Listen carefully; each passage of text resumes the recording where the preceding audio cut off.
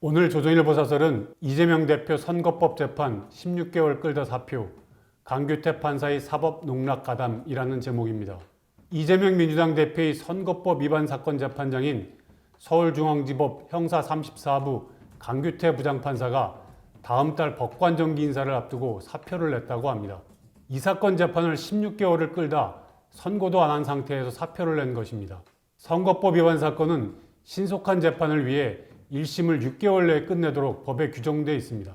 강 부장판사는 이미 10개월 동안 위법을 저질렀습니다. 판사로서 일말의 책임감이나 양심이 있었다면 늦었더라도 선고는 자신이 해야 합니다. 그런데 선고는 고사하고 재판도 마무리하지 않은 채 사표를 내버렸습니다. 중요사건 재판장이 이 정도로 무책임한 행태를 보인 것은 유례가 드뭅니다. 사건이 복잡한 것도 아닙니다.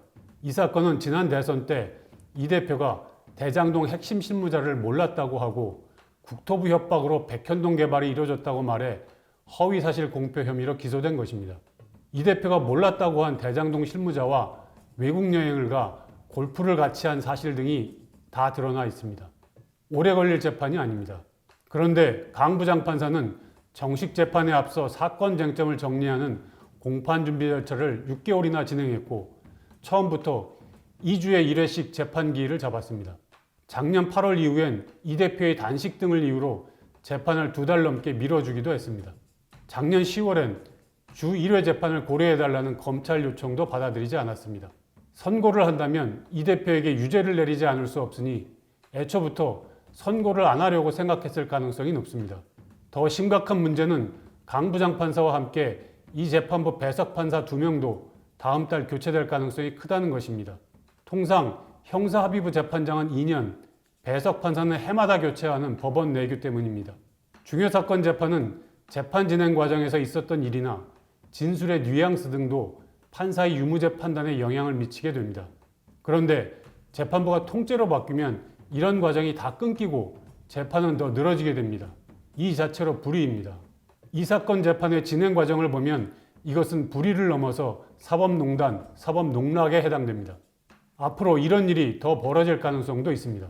대장동 민간업자들을 재판하고 있는 재판부도 다음 달 교체 대상이고 이 대표의 대장동, 백현동 비리 사건 재판장도 내년 2월 교체 대상입니다. 대장동, 백현동 비리 사건은 수사 기록만 수백 건에 달해 내년 2월까지 선고가 어려울 수 있다는 전망이 많습니다. 그러면 이 재판부들도 선고를 못한 상태에서 떠날 수 있습니다. 판사들이 재판하는 척 신용만 하고 선고를 후임 재판부에 떠넘기는 폭탄 돌리기가 곳곳에서 벌어질 수 있는 것입니다. 법원 내규를 바꾸고 형사전담 법관을 두는 등 대법원 차원에서 대책을 마련해야 합니다. 이 대표 구속영장 심사를 맡은 판사는 영장을 기각했습니다. 영장은 기각할 수 있습니다. 그러나 그 논리와 법리가 명확해야 합니다. 그런데 그가 제시한 법리는 사람들을 의아하게 만들었습니다. 이 대표 사건 관련자 20여 명이 구속됐는데 정작 본인 영장이 기각된 것도 납득하기 어려웠습니다. 그러더니 이번엔 상식 있는 사람이면 누구나 판단할 수 있는 허위사실 공표 사건 재판장이 선고를 앞두고 사표를 내고 도망치듯 했습니다.